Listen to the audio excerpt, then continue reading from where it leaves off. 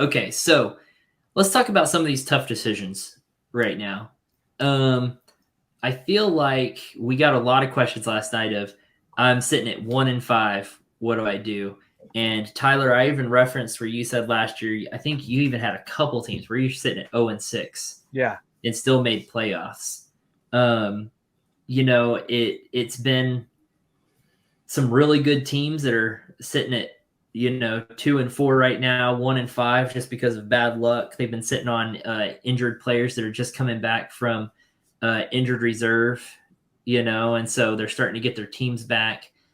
But it's tough decisions. Do you start working toward next season? Do you start trading away your started players? Because some people, man, they just cling to that one star player. I've got a team in one of my leagues. They have Tyreek Hill, but they're 0-6.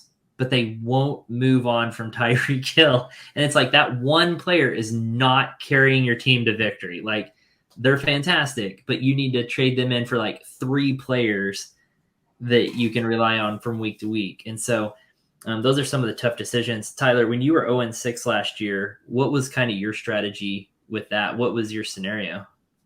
One, I'd worked waivers. Like you work waivers and like you can win in waivers, even if it's just like getting a player to trade a player 2 weeks later. Like you can work yourself back. And then here's where people mess up. And I say it all the time. You have to stick with your people. Like the people that you came in and that you believe in their talent level, you got to stick with them. But what happens is a down week or like 2 down weeks, and then we're trading them off. And you're trading them off for some semblance of lesser players, or you're trading one person for 2 lesser players, hoping to get depth, which is not what you needed. What you need is you need points per position played, right? And so you got to figure out how to climb that up. So, I mean, also working trades, you finding where you can couple a couple players, right, and get a big upgrade. Don't forget, everybody's dealing with injuries just like you. Everybody has bye weeks just like you. So, you got to keep grinding it out and just not give up. It's so easy to give up and don't do it. I saw there was a guy on the Advice Network the other day. It was like, oh, I started 0-4. Like, my season is done. I'm quitting fantasy football. He literally messaged me. He was like, hey, I think I'm gonna quit the app because I'm already lost. There's no way I can win. And I'm like, what are you even talking about? Like, like it's week 5 at that point. Like, what are you talking about? Like, pick yourself up, put it together. Yeah.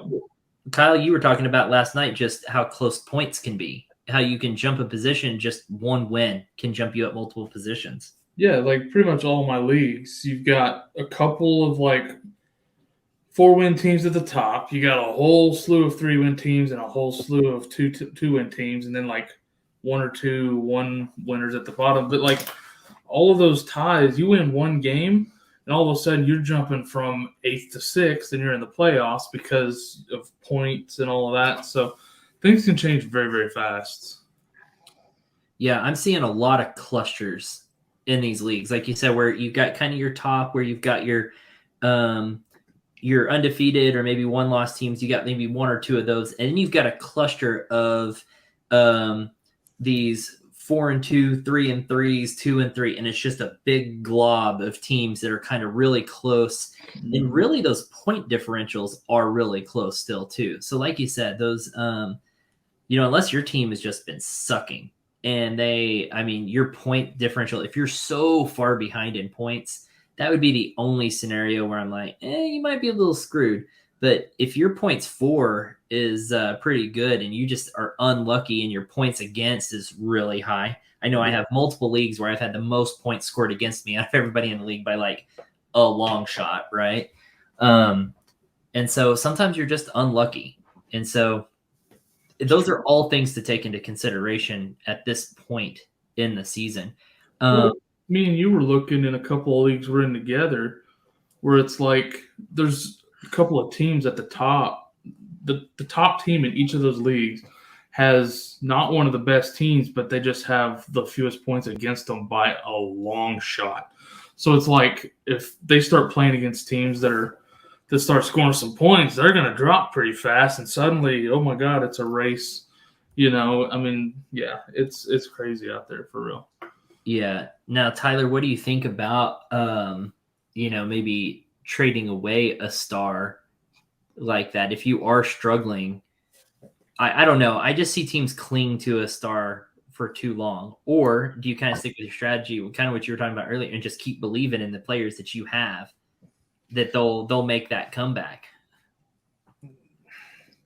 So it just depends on the player. So a lot of the times I'm evaluating when I think a player is close to being done, and that's when I'm trading them.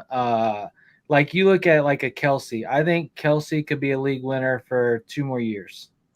You look at Tyreek. Tyreek could still be relevant. But I mean, like if I look at my team and I've got one stud, like all I have is Tyreek Hill, then yeah, maybe I'm dishing them and I'm trying to get a couple of young players that I think like a buy low right now, JSN. Everybody's falling off JSN. I think JSN has the talent level. So if you get JSN, you get a next year first, and maybe like a Laporta. Are you letting Hill go? Or are you letting Kelsey go for that? Yeah.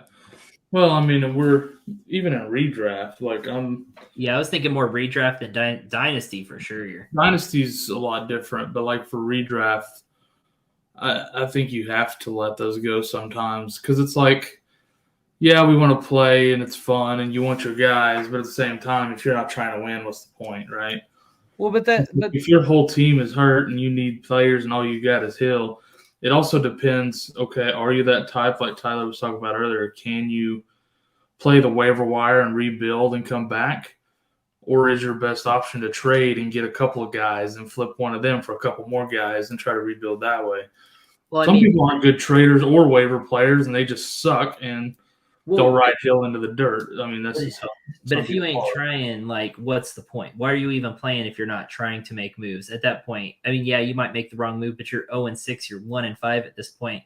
Maybe it's time to start making some moves. Like, take some risks. I am for making a move. I am for making a move. But if I have an elite top 3 player at a position, like it is going to take an astronomical amount to get that from me because still your roster to accrues to points per position started, right? And so I want the most points per block that I have to play each week.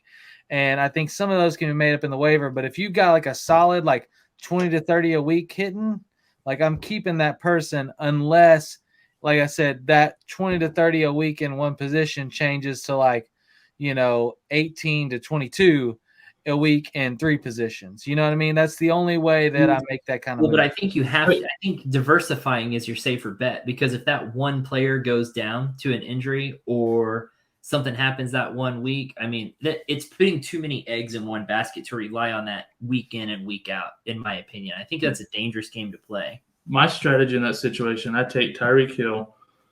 I go to the deepest team in the league that has a good record, and it's like, here's your missing link, the guy that can afford to pay half his bench for this top 3 guy that also helps your team out a whole lot. That's what I'm thinking too. You cash in because that team is going to pay a lot, and they're going to give you 4 starters for 1.